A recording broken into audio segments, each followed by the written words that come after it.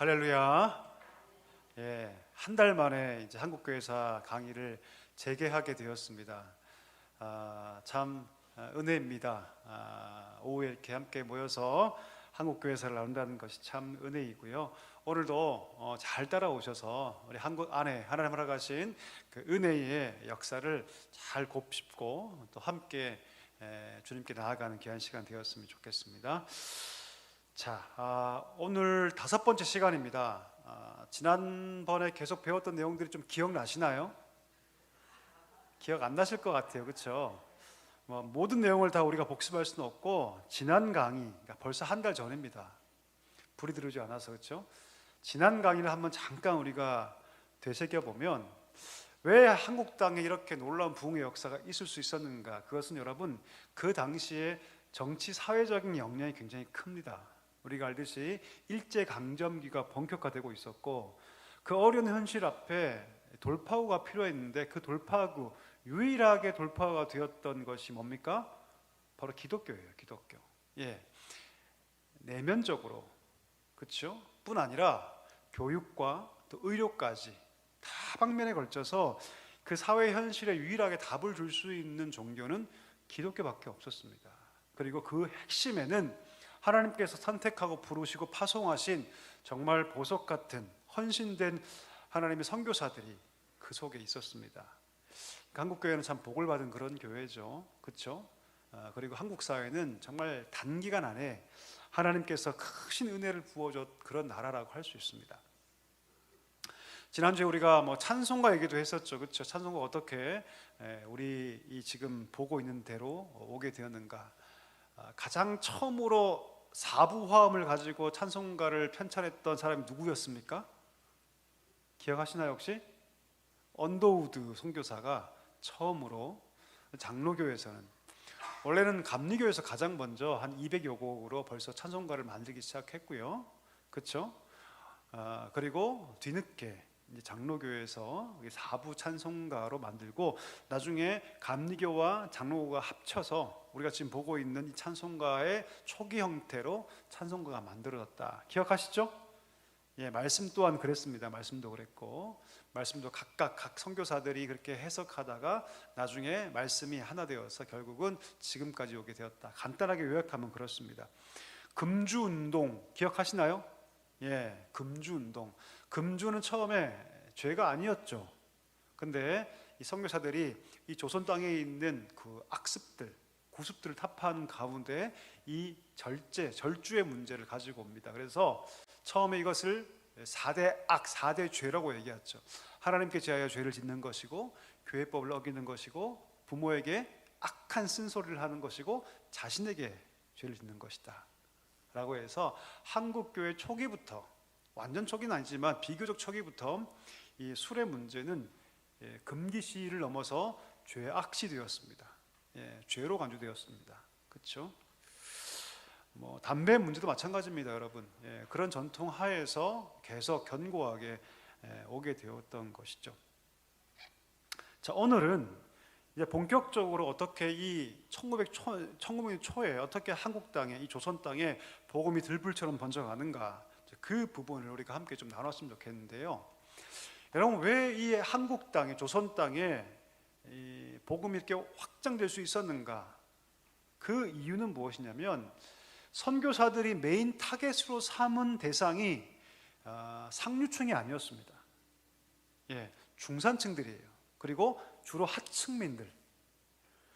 1차적인 선교 대상을 상류층이 아니라 중산층 혹은 하층민들을 선교 대상으로 삼습니다. 그래서 여러분, 성경 번역할 때도 한문으로 번역하지 않고 다 뭘로 번역합니까? 한글로 번역을 해요. 한글로. 그 이유가 뭘까요? 예, 가장 낮은 계층에 있는 사람도 한문을 알지 못해도 우리 글만 알면 쉽게 성경을 볼 수 있게끔 하기 위해서 가장 처음부터 성경 번역조차 한글로 이루어집니다. 선교사들이 설교를 할 때도 교리적이거나 난해하게 설교하지 않았죠. 왜? 거기 오는 대부분들은 여러분 고학력자가 별로 없었어요. 대부분 못 배우고 가난하고 낮은 계층들, 이런 그런 사람들한테 막 헬라어 어떻고 히브리어 들을 수 있을까 없을까요? 못 듣죠. 못 듣죠. 뭐 학자가 어떻고 뭐 이게 뭐 어떻고 절대 못 씁니다. 그래서 굉장히 간단하고도 심플하고도 쉬운 예화 중심의 설교가, 교리 중심이 아니라 예화 중심, 스토리 중심의 설교가 처음부터 이루어졌습니다. 강력한 힘을 가지고 있죠. 여러분, 설교는 쉬워야 합니다. 설교는 쉬워요. 어떤 분이 옛날에 제가 초등학교 있을 때 저를 찾아왔어요. 목사님, 전 교구에서 교구 설교를 했었거든요. 매주마다. 목사님, 설교가 조금 어려웠으면 좋겠습니다 그러더라고요. 예, 좀 학적으로 지적으로 설교했으면 좋겠습니다. 제가 못해서 안 했을까요, 여러분? 아니죠. 예, 교구 모임하면 한 200명, 뭐 150명 이렇게 모입니다. 그러면 거기에 앉은 대부분들은 60대 이상이에요. 젊어도 50대. 그럼 그분들 앞에서 제가 교리가 어떻고 뭐 이 학자가 뭔 얘기를 하고 뭐 해석이 어떻고 구문이 어떻고 이러면 여러분 다 좁니다. 다 주무세요 다들. 그러니까 최대한 쉽게 하려고 노력을 했죠. 가장 어렵게 할 수 있습니다 설교도. 근데 그건 바람직하지 않죠. 그래서 보통 우리가 설교학을 배울 때 보통 대입의 설교는 중학생이 알아들을 수 있으면 성공한 것이다. 이게 보통 얘기를 합니다. 중학생이. 왜요? 앉아있는 분들이 다 다르기 때문이죠. 근데 보통 중학생 정도가 이해할 수 있으면 성공적인 설교다 이렇게 얘기를 할 수 있습니다. 자, 어쨌든 간에 초기 한국교회는 여러분 쉬운 설교로 접근합니다. 그리고 그 당시에는요 일제강점기가 강화되던 그런 시대이기 때문에 중하층 계층에서 훨씬 더 고통스러웠거든요. 그런 사람들이 이 신앙이 열려 있었죠. 그렇죠? 신앙을 통해서 위로받고 또 특별히 이 일제강점기 때 신학의 파트 중에 뭐가 강조되냐면 내세론, 종말론이 강조됩니다. 예. 그래서 지금 강단에서는 요한계시록 말씀 거의 보지 않죠? 잘 안 보지 않습니까? 그렇죠? 저도 거의 설교하지 않거든요. 근데 초기 기독교 1900년도 초에는 여러분 계시록 말씀들을 굉장히 많이 강론했습니다. 그 이유는 그 당시 사람들이 그만큼 힘든 삶을 살았다는 것이죠. 다시 오실 예수 그리스도, 천국, 우리 구원 이런 것들이 강조되면서 훨씬 더 파급이 강해졌다는 것이죠. 다음 사진 보시면 여러분 이렇게 아이들, 여인들, 천민들 이 사람들이 여러분 교회에 와서 말씀을 듣고 변화되기 시작합니다. 그러니까 한국 기독교의 변화는 여러분 상류층의 변화가 아니라 귀족의 변화가 아니라 하층민들의 변화로부터 뿌리 깊이 파고들어서 거기서부터 들불처럼 번져갔던 이 역사가 바로 한국 기독교 초기 역사라고 할 수 있습니다. 자, 그러면 상류층에는 없었냐? 그렇지 않습니다. 상류층에도 확대되기 시작하는데요. 주로 개화론자들, 개화가 뭡니까 여러분? 문을 열자는 뜻이죠. 문 열자. 예, 개화론자들 그리고 민족 자강론자들. 자강이 뭡니까? 우리 스스로 강해져야 한다고 생각합니다. 예, 이 조선 땅 지금 이대로 안 되니까 우리가 서양에 대해서 서양식 문물이나 문화에 대해서 문을 열고 단 그들의 어떤 통치를 받는 것이 아니라 우리 민족이 스스로 어떻게 돼야 한다? 강해져야 한다. 이게 개화지향적 민족 자강론자들이라고 얘기를 합니다. 소위 개화파라고 얘기하죠. 맨 끝에 보시면 서재필 들어보셨습니까? 서재필 갑신정변을 주도했던 사람이죠. 실패하지만 갑신정변이 뭡니까? 이 조선 땅을 개화시키기 위한 물리적인 어떤 쿠데타 이렇게 볼 수 있겠죠. 그렇죠? 이 서재필 같은 사람들이 기독교인이 됩니다. 과연 이들이 순수한 신앙으로 기독교인 되었는가? 그건 잘 모르겠어요 사실은요. 하지만 한 가지 확실한 건 뭐냐면 이들은 기독교를 받아들이는 것이 이 나라가 개화되고 특별히 기독교를 앞세워서 서구 열광들이 들어오지 않습니까? 그러니까 기독교를 받아들이면 이 나라가 그렇게 될 수 있다고 믿었던 것 같아요. 그리고 일제강점기가 강화되면서 일제강점기에서는요 이 기독교 사상이 독립의식을 고취시킨다고 믿었습니다.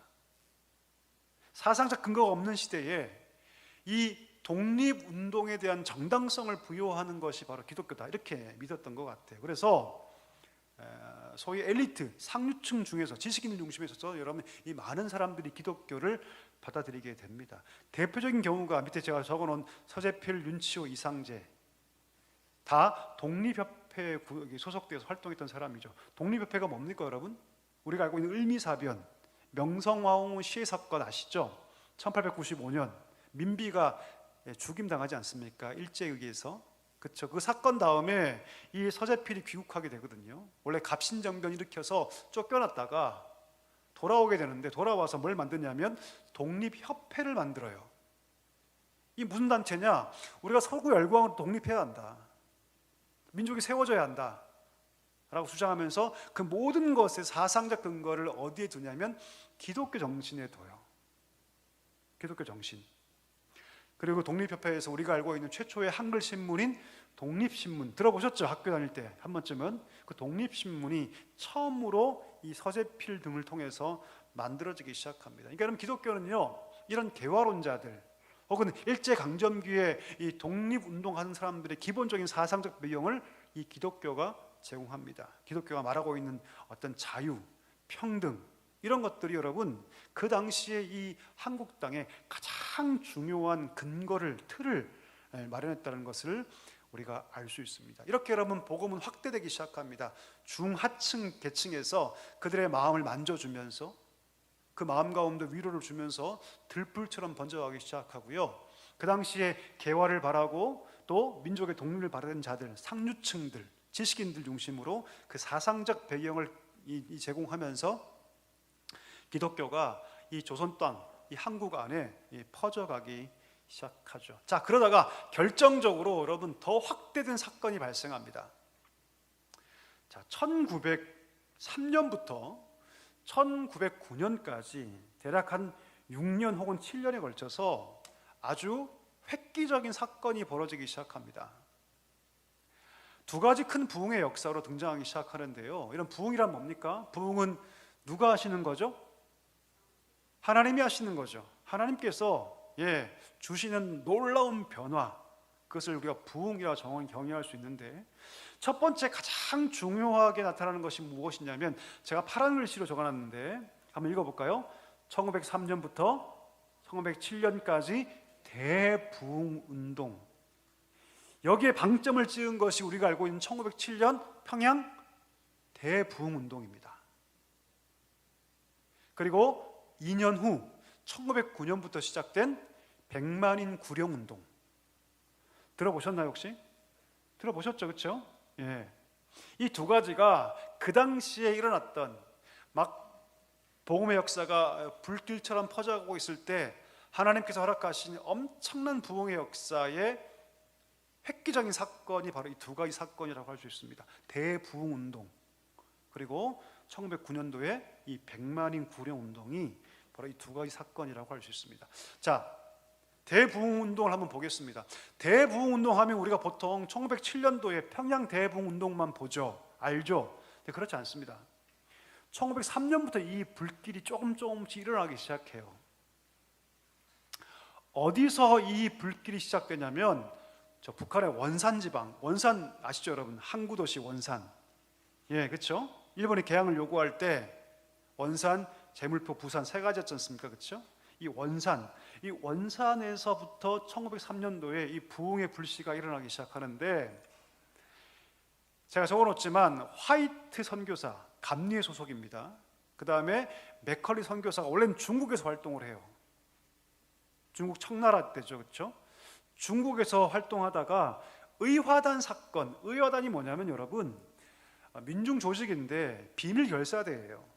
그러니까 청나라 때 서구 열강, 그러니까 미국이나 영국이나 프랑스가 계속 청나라를 공격하고 막 위협을 가하니까, 그리고 일본의 영향이 커지니까 산둥 지방의 산둥성 중심으로 해서 비밀 외세에 저항하기 위해서 비밀 결사대를 조직하는데, 이 결사대 이름이 뭐다? 의화단이에요. 의화단. 그래서 민중들이 봉기 일으켜서 우리 외세를 밀어내야 한다. 근데 외세를 밀어냈는데 그 외세가 여러분 뭘 같이 갖고 들어왔어요? 기독교를 같이 갖고 들어왔거든요. 그래서 반외세 운동이지만 또 한편으로는 반기독교 운동이었어요, 의화단 사건이. 그래서 그 당시 청나라에 활동하던 모든 선교사들이 다 나갑니다. 다 떠나요. 그 중에 누가 있었냐면 바로 이 화이트 선교사와 맥커리 선교사가 있었어요. 그들이 어디로 오냐면 이 조선 땅 원산으로 오게 되는데 거기서 일주일간 기도회를 엽니다. 이 두 명의 선교사가 어디서요? 원산에서. 근데 거기에 누가 참여하냐면 감리교 선교사였던 하디가 누구냐면 사진 보여드릴게요. 이 사람이 하디입니다. 감리교 선교사였던 하디가 이 7일간의 기도회에 참여하는데, 자, 그때 그가 기도에 대한 강의를 해요. 기도에 대한 강의를 하면서 자기의 죄를 고백합니다. 그 청중들에게, 회중들에게. 어떤 죄일까요? 어떤 죄를 고백하냐면, 나는 믿음이 없습니다. 첫 번째, 난 아무리 봐도 나한테는 믿음이 없습니다. 두 번째, 내가 하나님의 영광을 구하기보다는 나의 성공을 먼저 추구했습니다. 두 번째예요. 세 번째 뭔지 아십니까? 내가 보이는 데만 집중했습니다. 우리의 고백과 굉장히 닮아있죠, 그렇죠? 믿음 없습니다. 하나님의 영광보다는 내 이름을 먼저 앞세웠습니다. 세 번째, 보이는 데만 집중했습니다. 이 세 가지 죄를 고백해요. 여러분, 별거 아니죠, 사실, 그렇죠? 누굴 죽인 것도 아니고. 근데 이 하디의 회개 가운데 사람들이 엄청나게 은혜를 받아요. 왜냐하면 여러분, 이 파란 눈의 선교사가 그런 적이 한 번도 없거든요. 그것도 조선인 앞에 두고 자기의 죄를 아주 직설적으로 낱낱이 고백하는 건 거의 없었거든요. 이 회개 사건을 통해서 엄청난 역사가 일어나기 시작합니다. 자, 그 다음에 1904년도에 이 원산에 한 번 더 초교파, 이거 교파를 뛰어넘어서 사경회가 열리는데, 그때 그 자리에 원산 지역에 성령의 충만한 역사가 일어나기 시작합니다. 그리고 이 부흥이 어디까지 확대되냐면 개성을 넘어서 어디까지요? 송도까지 가로질러서, 그러니까 우리 땅을 가로질러서 계속해서 확대하기 시작합니다. 자, 이 부흥의 역사가 어디까지 옵니까? 1906년도에 평양까지 오게 되는 거예요. 평양에 있던 선교사들이 그럼 우리도 한번 사경회를 열자 해가지고 누굴 초청하냐면 1903년도에 자기 죄를 고백하고 그 자리에서 놀라운 부흥의 역사, 회개의 역사를 일으켰던 하디를 초청해서 사경회를 여는데요, 그때 그 평양의 초교파 사경회에 엄청난 성령의 역사가 나타나기 시작합니다. 자, 이때부터 평양에서 뭐 하기 시작하냐면 새벽 기도를 하기 시작해요. 새벽 기도.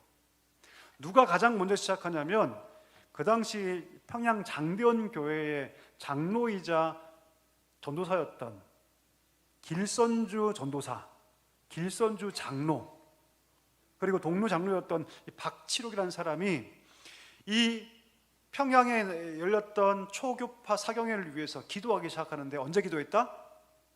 새벽에 기도하기 시작해요. 이때부터 뭐가 시작됩니까, 여러분? 그 힘든 새벽 기도 그 힘든 새벽 기도가 시작됩니다. 길선주 장로와 박칠옥 장로에 의해서, 그리고 1907년에 공식적인 기도회가 됩니다. 이 새벽 기도회가. 외국에는 새벽 기도 있을까 없을까요, 여러분? 대부분 없습니다. 거의 없어요. 안전 문제도 있고요. 외국은 우리나라만큼 이 치안이 안정되지 않았거든요. 그래서 여러분, 외국은 거의 없고요. 이 새벽 기도회는 여러분 거의 이 한국에만 있는 기도회 문화입니다. 언제부터요? 1906년부터 1907년에 확정되죠. 공식적인 기도회 모임으로 확정됩니다. 그 시작을 누가 한다고요? 길선주 장로, 그 당시에는 전도사였죠. 장로이자 전도사였는데 길선주 장로와 박칠옥 장로, 장로님들이 하셨어요. 지금까지 오게 된 겁니다. 그때부터, 그러니까 평양 대부운동 있기 전에 그때부터 새벽교회 역사가 시작이 되었다라고 보시면 됩니다. 원산에 있는 교회 앞에 하디의 부흥 사경회 앞에 모인 성도들의 모습입니다. 사람이 엄청 많죠, 그렇죠? 자, 그래서 여러분 1906년도에 초교파, 평양에서 초교파 사경회가 열리고 하디가 왔는데 그 다음 해에서 여러분 1907년 1월 2일, 그러니까 신년 사경회예요. 신년 사경회 1월 2일부터 15일까지 대략 2주 정도 장대현 교회에서 도사경회, 이 무슨 도겠습니까? 평안남도예요. 평안남도에서 초교파적으로 도사경회가 열립니다. 이 도사경회가 어떻게 열리냐면 여러분, 낮에는요 집회로 모이는 것이, 낮에는 뭘로 모였다? 소그룹으로 모여서 그룹별로 말씀을 함께 나누는 거예요. 그러니까 GBS 한 거예요. 그룹 바이블 스터디. GBS를 하고 저녁에는 뭐 했다? 집회를 합니다. 대중 집회를 합니다. 그때 대략 1,500명 정도가 참석했다고 합니다. 자, 놀라운 사건은 마지막 날 벌어지기 시작하는데, 자, 사경의 마지막 날 14일과 15일에 그 당시 그 교회를 섬겼던 길선주 장로, 또 전도사였던 그 길선주 장로가 회중 앞에서 마치 1903년도에 하디가 원산에서 자기 죄를 고백했듯이, 그렇게 이 길선주 장로가 이 평양 장대현 교회에서의 집회에서 자기 죄를 고백해요. 회중 앞에서. 어떤 일이냐면 1년 전에 세상을 떠난 친구가 있었는데 그 친구가 떠날 때 그 친구 자기 재산을 좀 관리하도록 부탁받았는데, 이 길선주 장로가 친구의 재산의 일부를 편취합니다. 빼돌려요.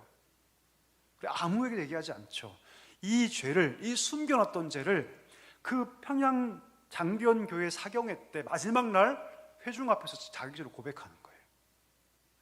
놀라운 건 뭐냐면 이 죄가 고백되면서 그 자리에 있는 사람들이 약속에 한 듯이 다 자기 죄를 고백하기 시작합니다.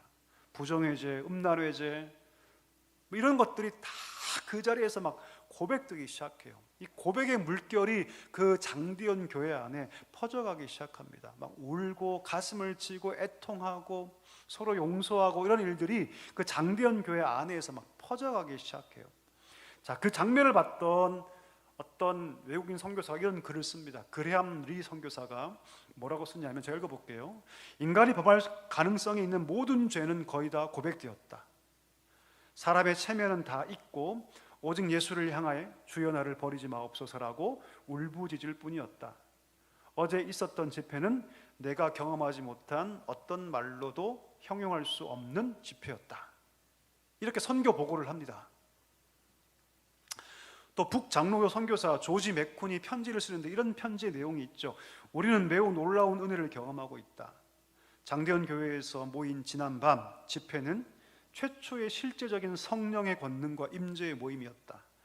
우리 중 아무도 지금까지 이전에 그 같은 것을 경험하지 못했으며, 우리가 웨일즈, 인도에서 일어난 부흥에 대해 읽었지만 이번 장대현 교회에서의 성령의 역사는 지금까지 읽었던 어떤 것도 능가할 것이다.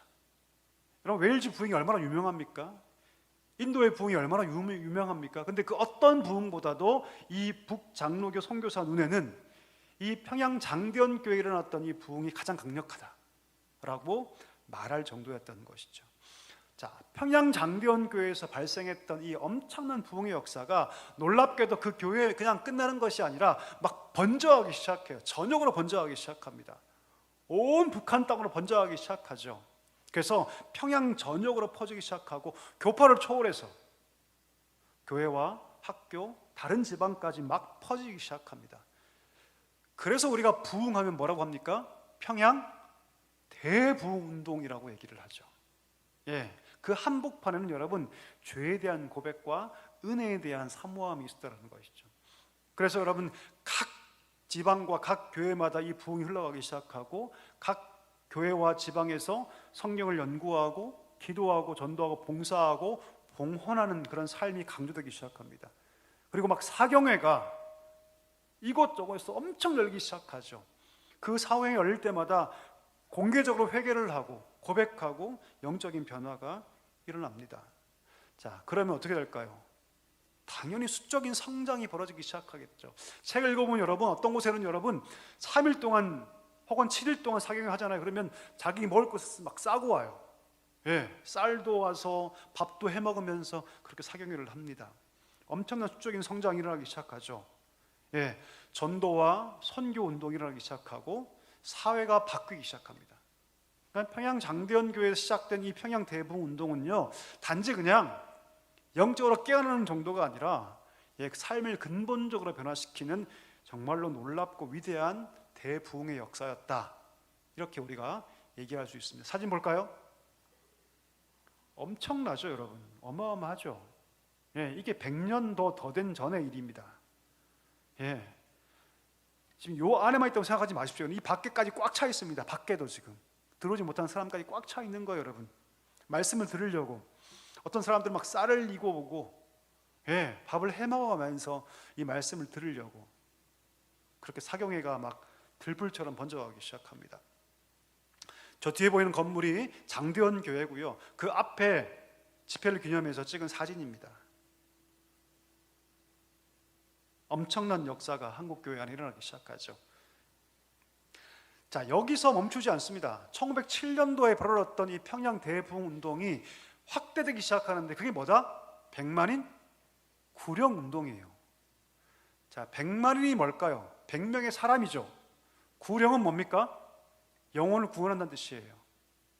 자, 1907년도에 시작했던 평양 대부흥 운동이 전역으로 확대하기 시작하고 그 결과물로서 어떤 사건이 벌어지냐면, 어떤 운동이 벌어지냐면 바로 이 100만인 구령 운동이 벌어지기 시작합니다.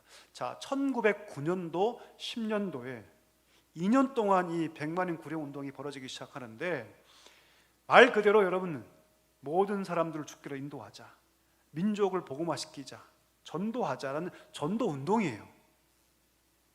자, 이 전도 운동도 누가 시작하냐면 감리교에서 먼저 시작합니다. 여러분, 감리교가 참 이 한국교 초기에 많은 역할들을 감당해요. 지금은 좀 그렇지 않습니다. 지금은 신학이 참 많이 변질되어서 우리가 좀 경계해야 되는데 그 때문에 그러진 않았거든요, 여러분. 이 감리교가 처음 우리나라 개신교 처음 역사에서는 참 중요한 역할을 많이 감당합니다. 자, 남감리교 개성 선교부의 선교사였던 갬블, 리드, 스톡스라는 사람이 송도에서 기도하다가 전도에 대한 열정을 갖게 됩니다. 그래서 자기의 이상을 남감리회 연합회에다 얘기를 하죠. 그래서 이거 하나님 뜻이다 라고 확정짓고 처음에는 어떤 구호를 만드냐면 100만인이 아니라 20만 명을 그리스도에게로, 그러니까 감리교 안에서는 여러분 20만 명을 그리스도에게로 하는 그런 목표로 전도 운동이 시작되거든요. 근데 이 전도 운동을 여기 지금 3명 보이시죠? 이 사람이 바로 아까 말한 갬블, 리드, 스톡스라는 감리교 선교사입니다. 이 사람들을 통해서 먼저 감리교 안에서 20만 명을 그리스도에게라는 이 캐치프레이를 가지고 전도 운동이 시작됐고요. 장로교가 이 전도 운동에 함께 호응하기 시작합니다. 우리도 하자 해가지고 1910년도 4회 동노회에서 아까 그 우리 길선주 장로 얘기 들어보셨죠, 그렇죠? 자, 길선주 목사를 장로 전도국장에 피선하면서 구체적으로 신앙하게 됩니다. 그리고 한 교파가 아니라 가장 컸던 그 당시에 감리교와 장로교가 연합해서 1909년도에 감리교의 20만 명을 그리스도에게로를 발전시켜서 80명을 더해서 몇만 명? 100만 명. 그래서 100만인 구령 운동이 됩니다. 자, 실행위원으로 게일, 언더우드, 밀러, 벙커 등 초교파적으로 이 100만인 구령 운동이 거국적으로 초교파적으로 1909년부터 10년, 2년 동안 진행이 되게 됩니다. 보실까요? 그럼 어떤 방법으로 이 전도 집회가 전도가 이행되느냐? 첫 번째, 대중 전도 집회. 왜 그 당시에 여러분 한국교회는요 이 사경회라는 좋은 제도가 있었거든요. 그래서 전도 집회가 계속해서 각 지역마다 일어나기 시작합니다. 이때 외국에 미국 혹은 캐나다 등지의 유명한 부흥사들이 함께 참여하게 되죠. 그래서 부흥 집회를 중심으로 해서 가장 중요하게 이 100만인 구령 운동이 시작되고요. 두 번째, 축호 전도. 축호가 뭡니까, 여러분? 집집마다 방문해서 복음 전하는 거예요. 전도자들이 각 가정을 방문해서 쪽복음을 나눠줍니다. 전도지를 나눠주죠. 그래서 이 기간 동안 2년 동안에 70만 권의 마가복음, 쪽복음이 각 가정마다 전달됩니다.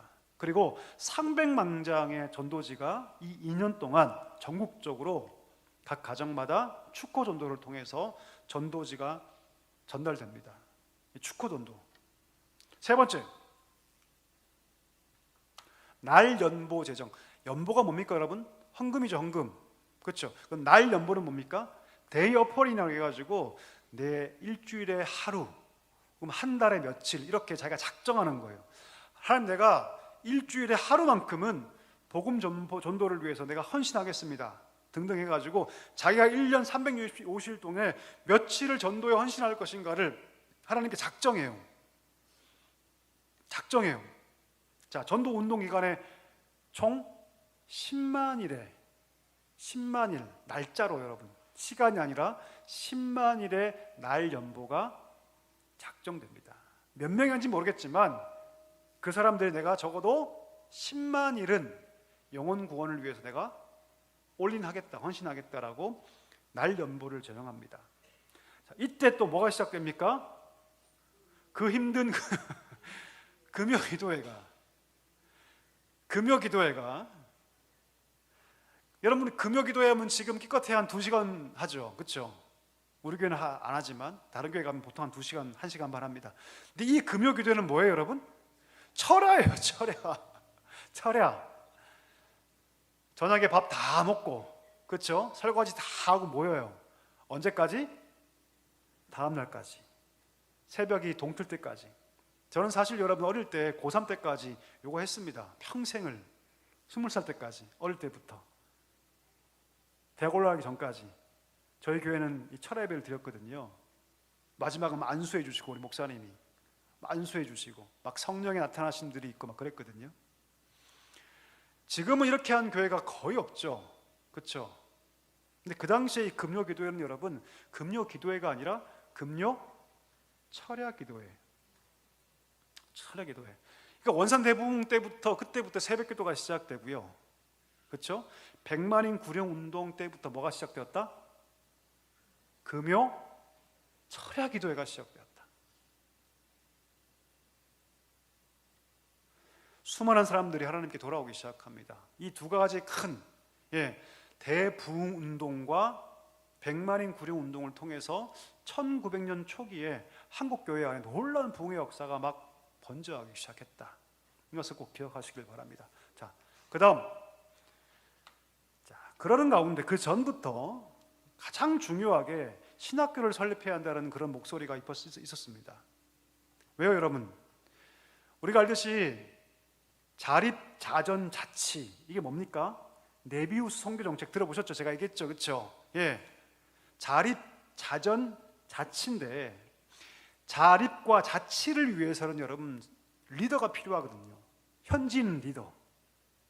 그래서 여러분 신학교를 세워야 한다고 얘기했습니다. 이미 1890년대 언더우드가 자기 집에서 신학반한 이름으로 신학교를 실시하긴 했지만 그 당시에 뭐 김관근, 백홍준, 서경조, 최명, 유명한 사람들이죠. 서상윤, 정공빈, 홍정호 등등이 이 신학반에 수학하긴 하지만 1개월의 단기 과정이에요. 깊이 있는 신학교를 받을 수가 없죠. 그래서 장로교에서 먼저 시작하는데 주한 4개의 장로교, 그러니까 북장로교, 남장로교, 캐나다 장로교, 또 뭐가 있을까요? 호주 장로교. 이 4개 장로교가 함께 모여서 신학교를 설립하자라고 결의합니다. 그래서 가장 복음으로 뜨거웠던 평양에 1901년도에 뭘 세우냐면 평양 신학교를 세웁니다. 평양 신학교를 세워요. 첫 학생이 누구냐면 김종섭, 방기창. 첫 교수가 누구냐면 마포 삼열과 이길함이라는 외국인 선교사입니다. 사무엘 모펫이라고 하는 마포 삼열.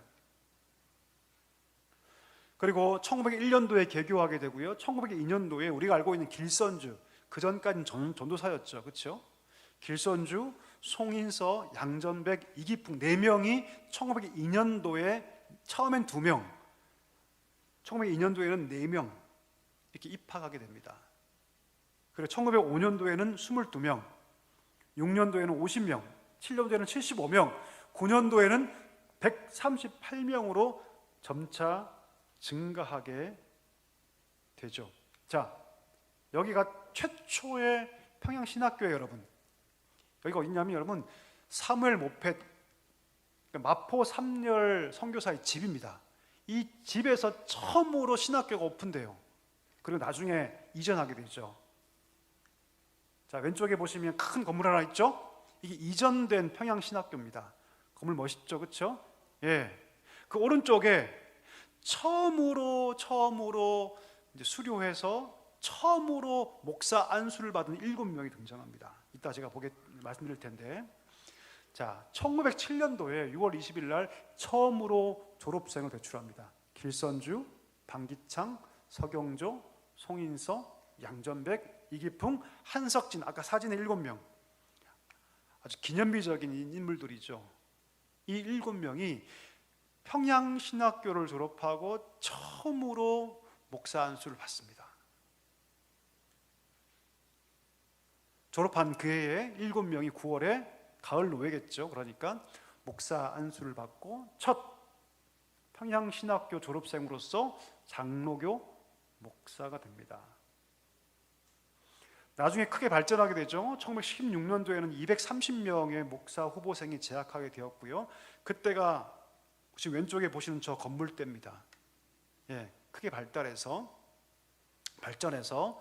이런 평양신학교가 되고요. 나중에는 6명의 전임 교수와 7명의 협돈 교수가 있게 됩니다. 이 평양신학교는 여러분 지금 총신대학교 아시죠? 총신대학교의 전신입니다, 여러분. 물론 중간에 교단이 갈라지면서 고신, 장신 혹은 총신 다 갈라지지만 각자 새 학교가 다 여기가 자기의 모교라고 얘기하긴 하지만 어쨌든 간에 한국교회의 신학자들을 배출하고 양성하는 보루였던 곳이 바로 이 평양신학교입니다. 1918년도에는요, 아까 제가 16년도에 많은 사람들이 있었다 얘기하죠. 230명 정도가 엄청난 많은 숫자입니다, 여러분. 18년부터는 신학교 교지 형식으로, 왜냐하면 신학을 보다 체계화시키고 이제 보급하기 위해서 신학 진함이라는 책을 만들기 시작하고 지금도 나오고 있습니다. 지금도 나오고 있고요. 그럼 평양신학과 추구한 신학이 뭐냐? 한마디로 얘기하면 보수주의 신학입니다. 그리고 그 보수주의 신학 핵심에 뭐가 있냐면 칼빈주의가 있습니다. 그럼 칼빈주의는 뭘 믿냐? 성경의 권위와 무호성을 믿고요, 성경의 영감서를 믿습니다. 이게 굉장히 중요하거든요. 성경의 영감서를 믿어요. 그러니까 하나님의 말씀이고 이것이, 그리고 성경에는 오류가 있다 없다? 없다. 이것을 믿는 것이 여러분 이 기독교 전통, 이게 보수 신학이죠. 한국교회의 근간이 됩니다. 그래서 근간이 돼요. 그래서 어떤 나라보다 이 한국교회는 여러분 보수주의가 강한 그런 교회가 되죠. 말씀을 말씀대로 믿고, 그렇죠? 인정하고 성경의 무호성을 믿고 하나님의 말씀을 말씀으로 인정하는 교회가 됩니다. 물론 지금 어떤 신학교 가보면 하나님의 말씀을 인정하지 않는 그런 신학교도 있죠. 근데 그분들도 여러분 목회하면요 하나님의 말씀이라고 다 얘기를 해요. 우리가 알고 있는 기장 같은데 한신 들어보셨죠? 가면 하나님의 말씀을 다 난도질 해가지고, 왜냐면 거긴 자유주의 신학이니까. 근데 그분들도 목회 현장에 나오면요 그렇게 못해요. 왜 그럴까요? 한국교회 교인들이 이미 보수주의 신학에 견고하게 서 있기 때문입니다. 지옥이 없다, 천국이 없다 얘기하면 발 붙일 수가 없기 때문이에요. 사실은 그들은 지옥이 없다고 얘기하거든요, 천국이 없다고 얘기하고. 그러니까 여러분 이 평양신학교 중심으로 발생한 이 파급된 이 보수주의의 이 기본적인 이 토대가 얼마나 한국교회를 강하게 했는가를 우리가 알 수 있죠. 성경을 성경대로 믿고 이것이 하나님의 말씀인 걸 인정하고, 그렇죠? 순수한 마음으로 하나님께 나아가 신앙생활을 하는 기본 토대가 바로 거기서 왔다고 할 수 있습니다. 자, 오늘 여기까지 할 텐데 여러분, 이제 조금씩 이 한국 땅 안에 하나님께서 복음의 물줄기를 더 강하게 흘려보내시고 보다 체계화되고 보다 교회가 구체화되고 더 견고해진다는 걸 좀 느끼시나요? 못 느끼시는 것 같은데 하시다 보면 느끼게 될 겁니다. 계속 잘 따라봐 주시고요. 한국교회에서 강의를 언제까지 할지는 잘 모르겠지만 잘 보시면 이 조선 땅에 하나님께서 이렇게 놀라운 일들을 하셨구나, 그 결과 위에, 그 토대 위에 우리가 서 있구나, 이것을 알 때 우리가 더 힘있게 신앙생활을 할 수 있고요, 하나님께 더 큰 영광 올리게 될 줄 믿습니다.